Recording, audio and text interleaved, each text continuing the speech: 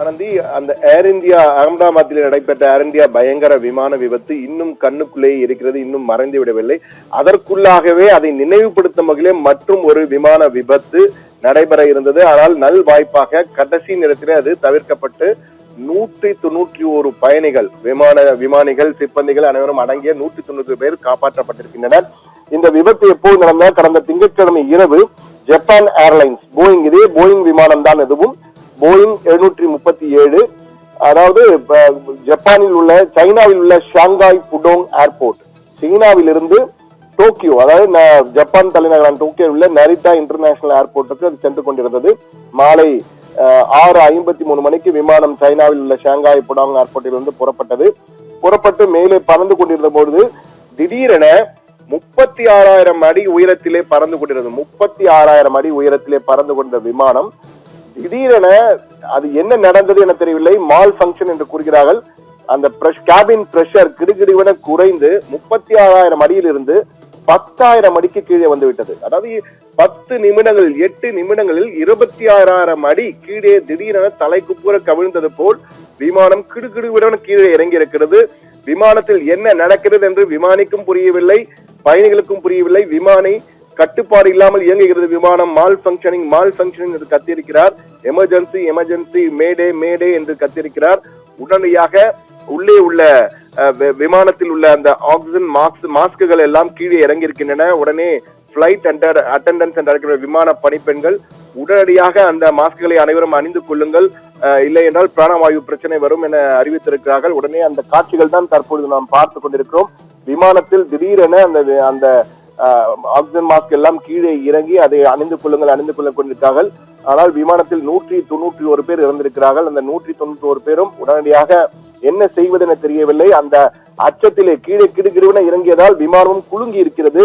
விமானம் குலுங்குதல் ஒரு பக்கம், மற்றொரு பக்கம் ஆக்சிஜன் மாஸ்கில் அணிய வேண்டும் என விமான பயணிகள் மால் பங்கனாக என்ன நடக்கிறது தெரியவில்லை என ஒரே பயத்தின் உச்சத்தில், அதாவது மரண பயத்தின் உச்சத்தில் இருந்தார்கள் என்றுதான் கூற வேண்டும். மீண்டும் ஒரு விமான விபத்தா, மீண்டும் ஒரு ஏர் இந்தியா விபத்தா என்ற வகையில் அனைவரும் பயந்திருக்கிறார்கள்.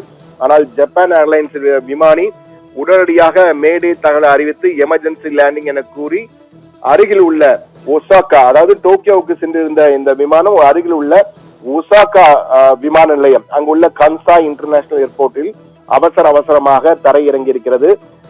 தரையிறங்கும் போது எமர்ஜென்சி லேண்டிங் தான் செய்திருக்கிறார்கள்.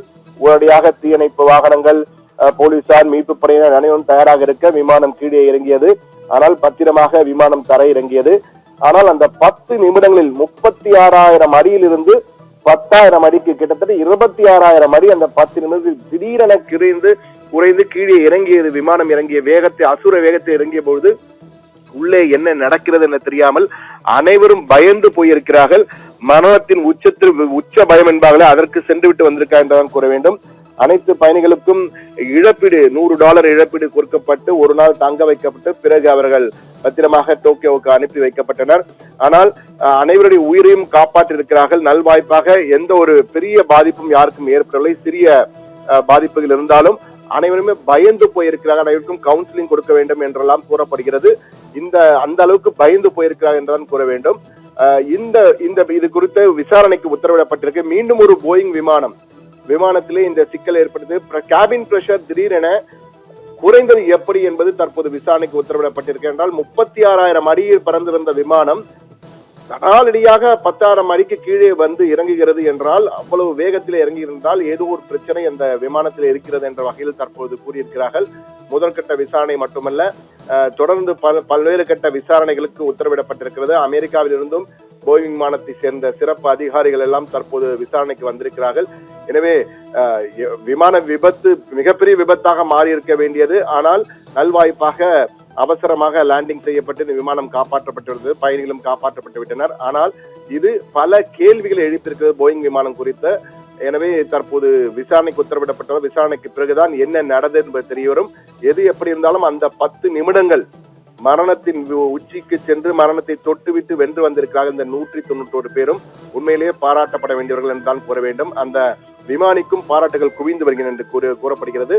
இந்த சூழ்நிலையில் இந்த விசாரணை வந்த பிறகுதான் என்ன நடந்தது என்பது முழுமையாக நமக்கு தெரிய வரும். ஆனந்த்.